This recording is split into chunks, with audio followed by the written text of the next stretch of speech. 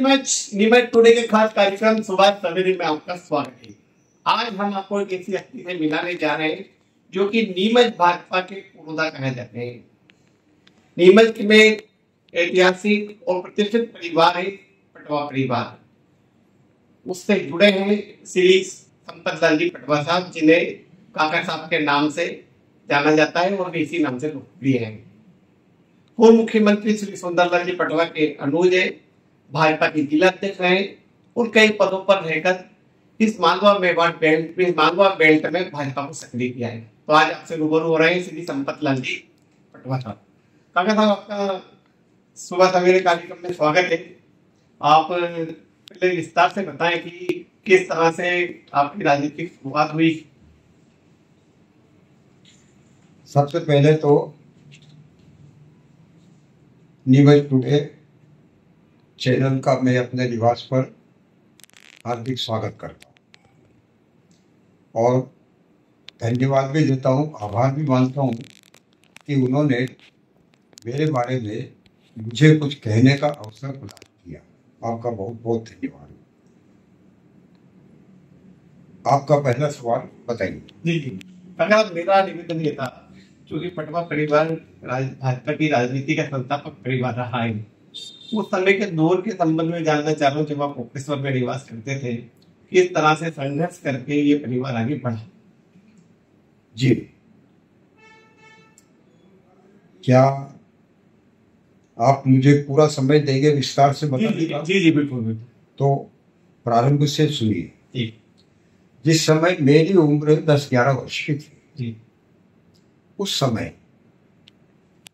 सन 1940 में आदरणीय ठाकरे जी, कुशाभाऊ ठाकरे जी ने नीमच में आकर और संघ शाखा की स्थापना की और वही संघ शाखा की स्थापना 1945 में हमारे गांव कुकड़ेश्वर में स्थापित हुई। उस समय मेरी उम्र 10-11 वर्ष की थी। वहाँ 2 स्थान पर संघ की शाखा लगना शुरू हुई। एक हमारे मिडिल स्कूल के ग्राउंड में हमारे प्रधान अध्यापक थे नानू राम जी मानवीय साहब, जो वो कुकड़ेश्वर के ही निवासी थे। वो प्रधानाचार्य थे। उन्होंने मिडिल स्कूल ग्राउंड में शाखा लगाना प्रारंभ किया 1945 में। और दूसरी शाखा हमारे बड़े भाई साहब सुंदरलाल जी पटवा ने जैन मंदिर के पीछे जैन धर्मशाला में लगाना शुरू किया। 1945 में 2 शाखाएं शुरू हुई। जैन धर्मशाला की शाखा का मैं सन 1945 में 45-46 में 10-11 वर्ष की उम्र में स्वयं सेवक बना। तब से मेरा संघ में प्रवेश शुरू हुआ, जो आज तक जारी है। आज मेरी उम्र 90 वर्ष की हो चुकी है, लेकिन आज भी मैं संघ का कट्टर समर्थक, कट्टर स्वयंसेवक हूँ और बढ़ते दम तक रहूंगा। वो दौर कांग्रेस की शासन का था। उस समय संघ की शाखाओं में जाने से लोग डरते थे और चुनौतीपूर्ण माना जाता था। जी हाँ,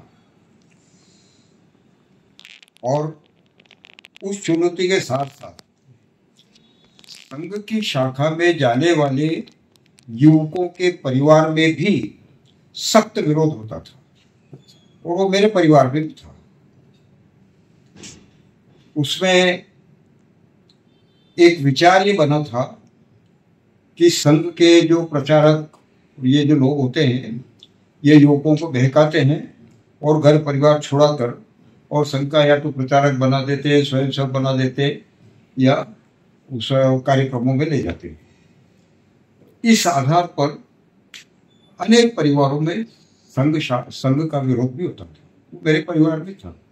मेरे परिवार में मेरे पिताजी संघ के नाम से आग बबूला हो जाते थे, तो हम चोरी छिपे शाखा में जाते थे। दादा भाई भी जाते, हम भी जाते, मैं भी जाता, मेरे बड़े भाई समरथ लाल जी पटवा भी जाते। जी, दोनों जाते थे। फिर बीजेपी में राजनीति की शुरुआत कैसे हुई? 10-11 वर्ष की उम्र से फिर पढ़ाई करते करते में हमारे कुकड़ेश्वर गांव में 7वीं तक स्कूल था। मिडिल स्कूल, और अजमेर बोर्ड से कनेक्शन था। अजमेर बोर्ड की परीक्षाएं रामपुरा में होती थी। 7वीं की परीक्षा देने में बैलगाड़ियों में हमारे सब क्लासरूम टीचर सहित रामपुरा में रहती थी। उसके बाद 8वीं मिडिल बोर्ड। उसके बाद 9वीं और 10वीं मेरी पढ़ाई रामपुरा वो होलकर स्टेट के जो संयोगिता महाविद्यालय था उसमें हुई। अच्छा। 10वीं तक वहाँ पढ़ाई करी। उसके बाद मैं इंदौर गया। इंदौर 11वीं कक्षा में पहली पढ़ाई गुजराती कॉलेज में। फिर राजनीति की शुरुआत कैसे हुई भाजपा में? जी नहीं, थोड़ा और सुनिए जी। पढ़ाई करते करते हमारे परिवार में हमारे पिताजी का किसानी लेन देन का व्यवसाय था, और हम 5 भाई और 2 बहनें थे। तो परिवार में ये विचार आया कि जो किसानी लेन देन का व्यवसाय है इसमें कुछ बदलाव लाना चाहिए और अन्य व्यवसाय शुरू करना। तो परिवार में किराना, कपड़ा और सोने चांदी का व्यवसाय शुरू, और फिर परिवार में एक वातावरण बना कि मैं, सम्राट दादा और अमृत दादा तीनों व्यवसाय में भागीदारी शुरू। तो 1 साल इंदौर में पढ़ाई करने के बाद मैं पढ़ाई छोड़कर चला आया। उसमें परीक्षा में मुझको सप्लीमेंट्री मिली थी, और ये किस्सा आपको सुनकर हंसी आएगी शायद कि 1 महीना यहाँ व्यवसाय में काम करने के बाद सप्लीमेंट्री की परीक्षा देने के इंदौर गया। इंदौर गया, जिस दिन सप्लीमेंट्री की परीक्षा थी उसके 1 दिन पहले इंदौर पहुंचा, और दूसरे दिन अचानक न जाने क्या दिमाग में आया, अरे यार क्या आप जब ताकड़ी तोड़ना है और व्यवसाय ही करना तो कौन सी परीक्षा और कौन सा, तो इंदौर से बिना परीक्षा दे वापस चला आया। अच्छा। और उसके बाद फिर कोऑपरेशन व्यवसाय में रहते हुए। अच्छा। तो आप तीनों भाई मतलब व्यवसाय में लग गए? तीनों भाई अब व्यवसाय में लग गए, और हमने अपने व्यवसाय को एक अच्छी कुकड़ेश्वर नगर में जितनी ऊंचाई पर तक पहुंच सकता था उससे 10 गुनी ऊंचाई पर पहुंचा। वहाँ 4000-5000 के बस्ती का गांव था। तो उस व्यवसाय को हमने कुकड़ेश्वर गांव में जो एक छोटी दुकानदारी व्यवसाय होता है उसको होलसेल व्यवसाय किया और उच्च स्तर तक पहुंचाए। और बड़े दादा भाई तो देश को समर्पित हो गए। अच्छा, संघ के लिए? हाँ, संघ में चले गए। अच्छा, वो प्रचारक बन गए थे क्या? विस्तारक बन के नीमच आ गए। अच्छा। फिर वो कंटिन्यू मतलब संगठन और संघ के लिए काम करने लगे? हाँ, वो 20 साल की उम्र से और उनका संघ में प्रवेश हुआ, और फिर वो जीवन भर संघ, जनसंघ, भाजपा, उसी में पूरा जीवन उनका व्यतीत। बड़े दादा साहब को पहली बार भाजपा का टिकट के मिलेगा, कोई उदाहरण जनसंघ का? सुंदरलाल जी पटवा साहब को पहली बार जनसंघ से चुनाव लड़ाया गया, उस समय का कोई उदाहरण? उसकी बहुत बढ़िया कथा है, मैं आपको बताता हूं। हम तीनों भाई तो व्यवसाय में रत हो गए, लेकिन हम दोनों भाई सम्राट दादा और अमृत दादा शाखा में लगातार जाते थे, और स्वयं सेवक तो रहे। रामपुरा पढ़ने गए, वहां भी शाखा में जाते थे। इंदौर में जाना नहीं। जब व्यवसाय में रत हुए तब भी शाखा में जाना प्रारंभ रहा। फिर 1952 का चुनाव आया। पहली बार विधानसभा के चुनाव हुए थे। उसमें हमारे मनासा क्षेत्र से रामराज्य परिषद, जनसंघ, समाजवादी पार्टी और कांग्रेस, चारों पार्टियां चुनाव लड़ी। उसमें जनसंघ की ओर से मनासा के वरिष्ठ एडवोकेट थे कामरगांव पर साहब। वो मनासा बार के सबसे वरिष्ठ और सबसे अच्छे जानकार वो उम्मीदवार बने। लेकिन वो कांग्रेस विरोधी वोट जाने के कारण कांग्रेस के रामलाल जी पोखरना जीते, पार्टियां हार गई। अच्छा। तो सुंदरलाल साहब लड़े थे ये चुनाव? फिर आया 1957 का चुनाव। 1957 के चुनाव में मनासा में संघ जनसंघ की जड़ें काफी गहरी हो गई थी, मनासा क्षेत्र में भी। तो चुनाव कई ढंग का उम्मीदवार ढूंढ के और लड़ने का और पूरी तैयारी से लड़ने की तैयारी की। और उसमें उम्मीदवार के नाम पर मनासा में जो वरिष्ठ हमारे संघ जनसंघ के जो वरिष्ठ लोग थे, विजय वर्गीय, डॉक्टर विजय वर्गीय साहब, लड़ा साहब, बापूलाल जी समदारी, मंगल राम जी चौहान, कन्हैयालाल जी बारू और बंशी दादा, 50 अच्छे वरिष्ठ लोग थे। उन सब ने मिलके चयन किया कि ये विधानसभा सुंदरलाल पटवा को लड़ाना चाहिए। उन्होंने प्रस्ताव रखा। हमारे बड़े भाई साहब ने कहा कि मैं संघ का स्वयंसेवक हूँ, कार्यकर्ता हूँ, संघ का कार्य करना चाहूंगा, राजनीति में मेरा प्रवेश, मेरी इच्छा नहीं है, मैं नहीं लड़ना चाहूँगा। और हमारे पिताजी ने भी चुनावी राजनीति में उतरने के लिए कड़ा विरोध किया, सख्त विरोध किया, किसी कीमत पे चुनाव नहीं। तो मनासा वालों ने एक ट्रांसपेरेंसी की एक योजना बनाई कि चुनाव लड़ाने के लिए नाम तो घोषित किया रामचंद्र जी बसेल, वरिष्ठ, हमारे बहुत वरिष्ठ नेता थे और बहुत समर्पित नेता थे। उनका नाम घोषित किया उम्मीदवार के रूप। और पटवा जी को कहा कि भाई ये एक डमी उम्मीदवार भी चाहिए, तो डमी में आपका फॉर्म भरवा देते हैं। अच्छा। और जब समय आया तो उठा लेना। ये 57 की बात है, ये 1957। बड़ी मुश्किल से डमी फॉर्म भरने के लिए तैयार। तो उम्मीदवार के रूप में रामचंद्र जी बसेल का फॉर्म भरा गया। डमी उम्मीदवार के बाद में सुंदरलाल जी पटवा का फॉर्म भरा गया। लेकिन मनासा वाले सब जो वरिष्ठ 5-25 हमारे बड़े बड़े लोग थे, उन्होंने भीतर ही भीतर ये तय कर लिया था कि चुनाव सुंदरलाल जी पटवा को लड़ा। तो बड़े भाई साहब ने 2 दिन 3 दिन पहले कहा कि मैं फॉर्म उठा लेता हूँ, मैं फॉर्म की जांच हो गई, फॉर्म पास हो गए, तो उन्होंने कहा फॉर्म उठा लेता हूँ।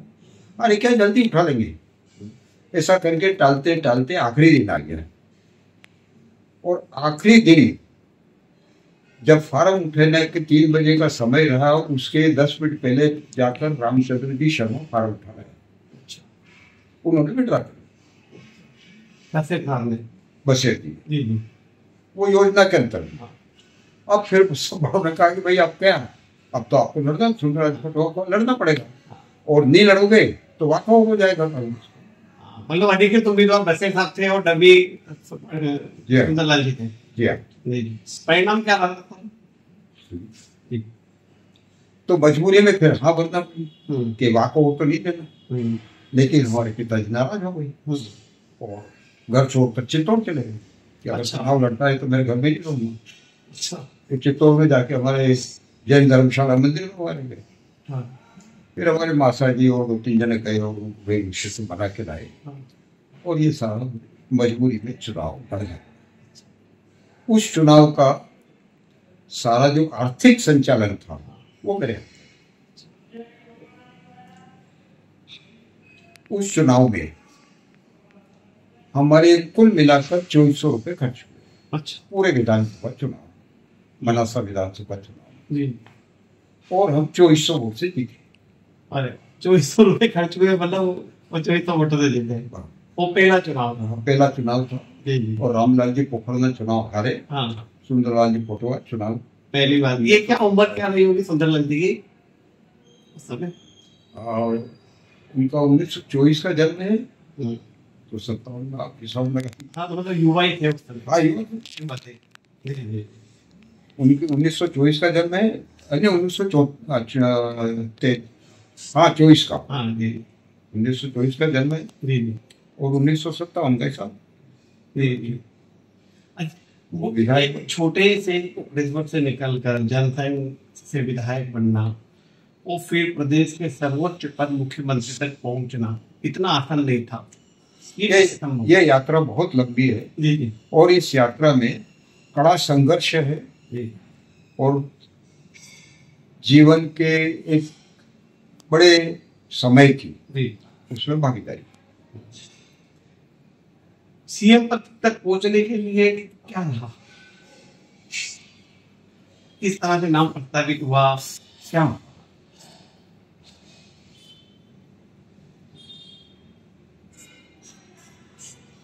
और 1957 के बाद जी फिर 1962 का चुनाव आया, वो मानसा क्षेत्र से लड़े जी और उसमें सूरजमल जी तुगड़ा उम्मीदवार थे कांग्रेस के, वो हारे और पटेल जी फिर जीते। लेकिन सन 1967 और 1972 दो चुनाव पटवारी हारे।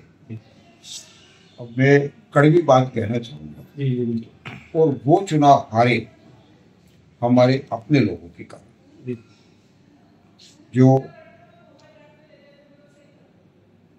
स्वयं जनसंघ के उम्मीदवार बनना चाहते थे, लेकिन पार्टी ने उनको दोनों बार उम्मीदवार नहीं बनाया। उसमें दो नाम है, वे नाम में लेना उचित नहीं समझता। वो हमारे उन दोनों के कारण वो दोनों चुनाव हम 300-400 वोट से हारे। उसमें एक चुनाव में सूरजमल जी तुगड़ा जीते, एक चुनाव वारकरी में रहे।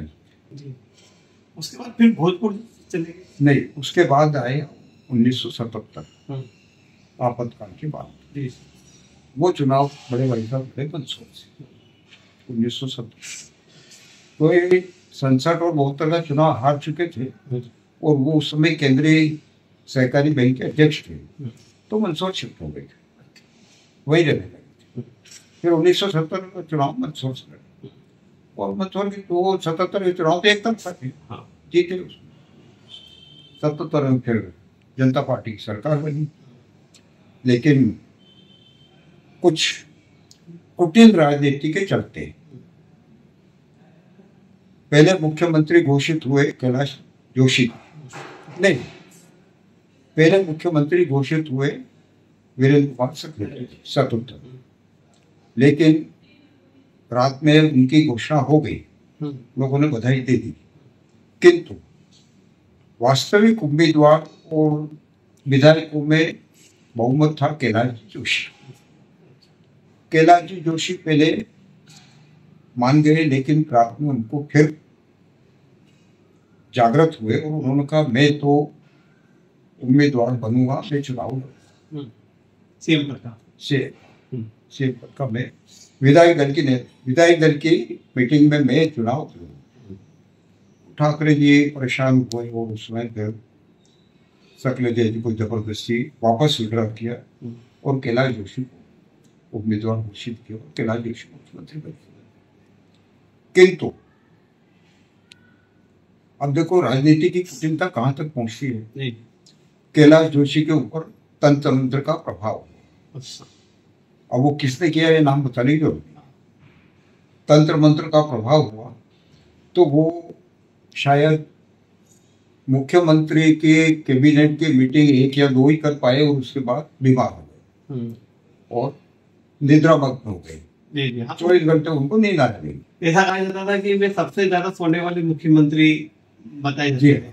जी, वो कहावत उस समय ये हो गई, भाजपा मतलब सरकार निद्रामग्न है, सो है। तो 6-8 महीने तक तो राह देखी, फिर उनका इस्तीफा हुआ और फिर वीरेंद्र कुमार सक्सेना जी पुनः मंत्री बने। अब इस सब में पटवा जी का और सक्सेना जी का आपस में विरोध किया था और कड़ा विरोध किया था। तो सक्सेना जी ने कुटिलता से पटवा जी को मंत्रिमंडल के बाहर रखा। अच्छा, ये सीनियर विधायक होने के बावजूद भी? हाँ, सीनियर मोस्ट होने के बावजूद भी उनको ऐसा पद देना चाहा जो पटवा जी ने स्वीकार नहीं किया। और फिर 18 महीने लगभग सरकार चली, तब तक पटवारी साधारण विधायक के रूप में अपना काम पार्टी का करते रहे। और अंत में जब आपको शायद ध्यान हो तो वीरेंद्र कुमार सक्सेना जी को मुख्यमंत्री पद से पार्टी के द्वारा निष्कासित किया। 1980 में, और उनको पार्टी के सभी पदों से हटा दिया और 1980 में पटवारी जी मुख्यमंत्री बने। उस समय तक केंद्र में जनता पार्टी की सरकार, उस समय के जो विधायक थे वो भी तकलीफ के विरोधी हो गए थे।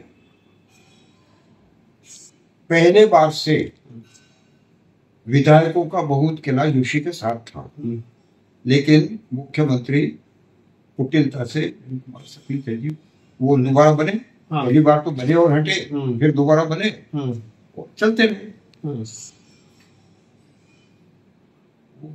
पार्टी को ब्लैकमेल करके अच्छा बने रहे, किंतु अंततोगत्वा हर्ष ये हुआ कि लोकसभा चुनाव के बाद उनको पार्टी के मुख्यमंत्री पद और सभी पदों से हटा दिया।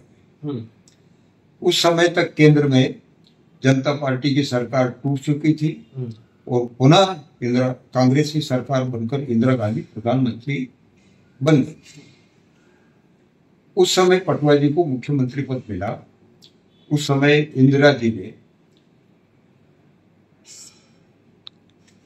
भाजपा की जनसंघ और भाजपा बन गई। उस समय भाजपा की 9 सरकारों को एक आदेश में बर्खास्त कर दिया। अच्छा, क्या आदेश? आदेश हो अब वो उस समय शायद बावरी वाला मतलब नहीं उस समय ऐसा, उस समय तो जो राज्यपाल थे उनसे रिपोर्ट ली और राष्ट्रपति को रिपोर्ट पेश करी और राष्ट्रपति से आदेश करके बंद करवा दिया। अच्छा अच्छा। और कोई कारण नहीं यार, कारण तो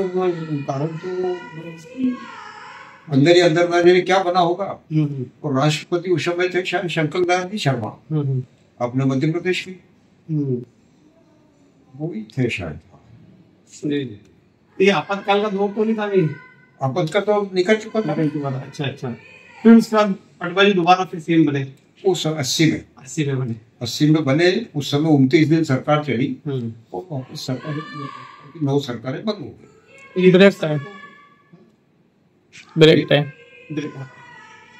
ये उस समय तो ये बाबरी मस्जिद वाला प्रकरण था जब बरसात हुई थी 90 में। नहीं वो तो बात हुई वो 90-92 जी। उसके बाद लगातार भाजपा पटवारी काम करते रहे और उसी दौरान पटवारी जी ने 3000 किलोमीटर की पदयात्रा की थी। अच्छा। बस्तर से लगाकर झाबुआ तक। ये पदयात्रा का उद्देश्य क्या था? पदयात्रा का उद्देश्य संगठन को मजबूत करना, संगठन का कायम करना। अच्छा, ठीक। संगठन के द्वारा स्वीकृत पदयात्रा थी। उस पदयात्रा में हमारे शिवाजी पूरे समय साथ थे। शिवाजी पूरे समय 3000 किलोमीटर पदयात्रा में पटवारी जी के साथ रहे। और एक पांडे जी करके वहाँ के रायपुर के हमारे कार्यकर्ता थे। ये तीनों उस पदयात्रा में साथ रहे। उस पदयात्रा को शायद झाबुआ तक नहीं पहुंचा सके थे और किसी कारणवश बीच में समाप्त करना पड़ी थी। तो उसके बाद जब दोबारा शुरू करी तो वो झाबुआ और झाबुआ से फिर राधोगढ़ में उसका समापन किया था। तो यहाँ वक्त एक ब्रेक के बाद आपसे फिर रूबरू होंगे नीमच की भाजपा की एक ऐसी हस्ती जिन्होंने भाजपा को बनाया है। जी हाँ, संपत लाल जी पटवा। ब्रेक के बाद फिर सपनों का घर अब सिर्फ एक फैसले की दूरी पर जय सिंहपुरा पंचायत के शालीमार बाग के पीछे बनी है एक ऐसी कॉलोनी जहां हर सुविधा है आपके परिवार के लिए। Sudhir estate colony. चौड़ी चमचमाती सड़कों से लेकर खूबसूरत गार्डन और बच्चों के लिए मजेदार झूले, चमकदार स्ट्रीट लाइट, भव्य प्रवेश द्वार और मजबूत बाउंड्री वाल, सब कुछ है यहाँ तैयार। यहाँ आपको मिलते हैं 680 से 1480 स्क्वायर फीट के प्लॉट और कीमत की शुरुआत सिर्फ 51,000 रुपए के डाउन पेमेंट से। और सुनिए, इस 3 दिवसीय आवास मेले में प्लॉट खरीदने पर मिल रहे हैं बेमिसाल ऑफर। प्लॉट बुकिंग पर 1 ग्राम सोने का सिक्का फ्री। हाथों हाथ रजिस्ट्री कराएं, कोई चार्ज नहीं। 2 महीने में रजिस्ट्री कराने पर LID टीवी और फ्रिज फ्री। 6 महीने में कंस्ट्रक्शन शुरू करें और पाएं 100 सीमेंट बैग बिल्कुल मुफ्त। समय सीमित है। आइए शालीमार बाग के पीछे सुधीर एस्टेट कॉलोनी में और बुक कीजिए अपने सपनों का घर शानदार उपहारों के साथ।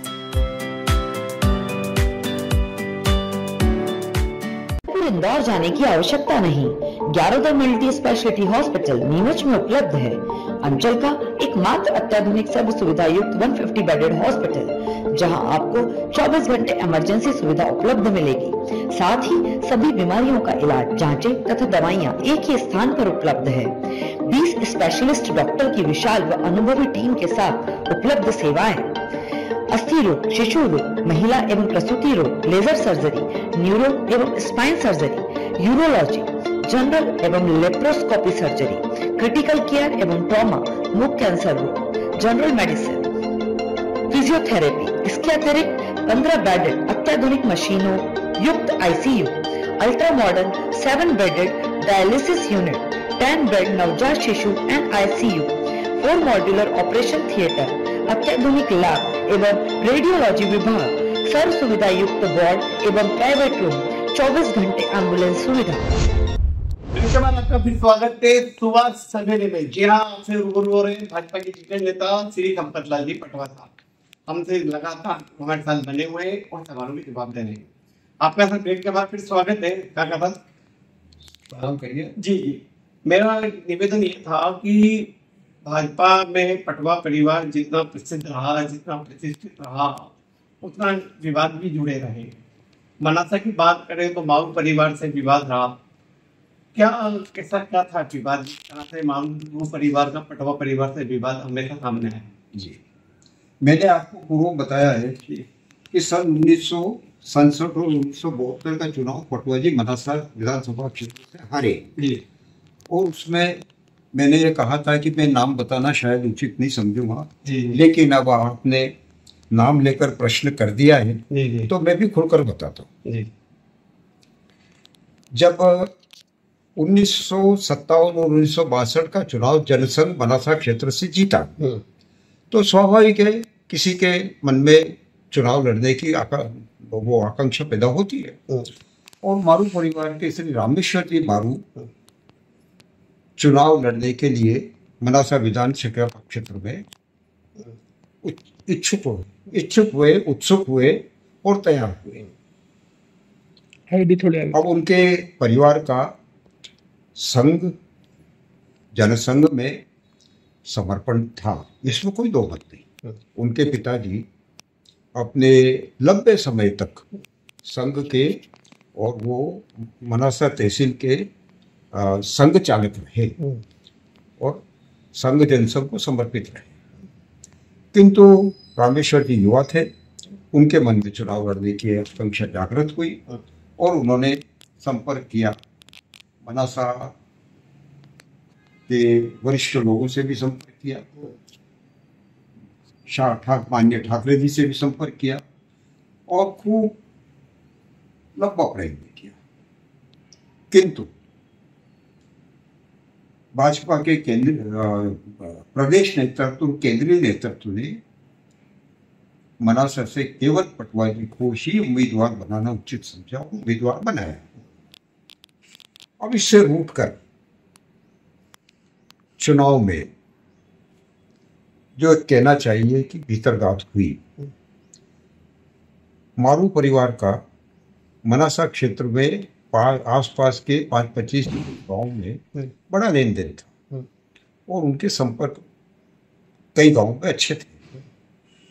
तो जिन गांवों में उनके संपर्क थे, केवल उन गांवों के क्षेत्र से 1967 के चुनाव में और 1972 के चुनाव में 300-400 वोटों से और हार हुई। बाकी पूरे मनासा क्षेत्र में विधानसभा क्षेत्र में जीत हुई, केवल उस क्षेत्र में हार हुई।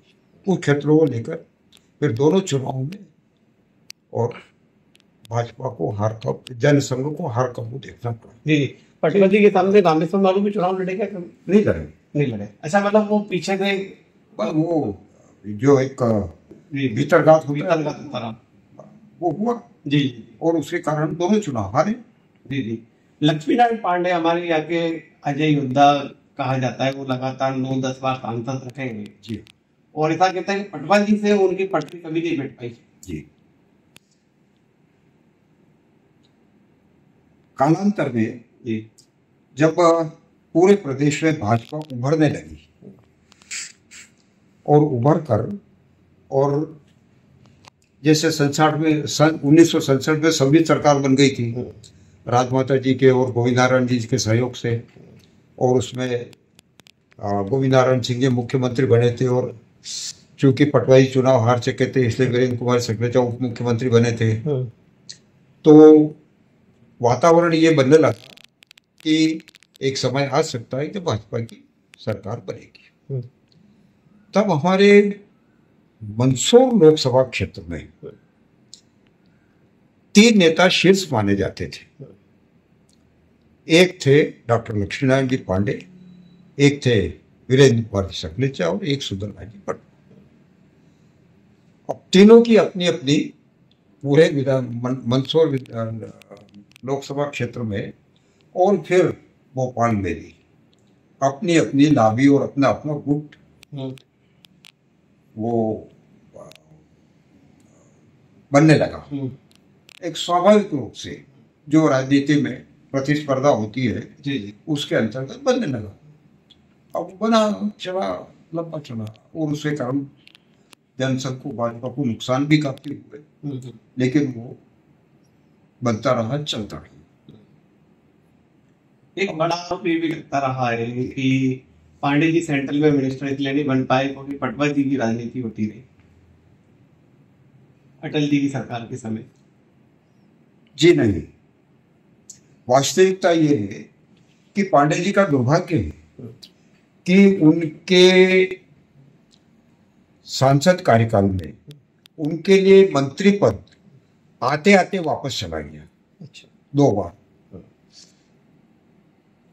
और वो इसलिए वापस चला गया, एक बार का कारण मुझे मालूम है कि अटल जी मुख्य प्रधानमंत्री ब्राह्मण, और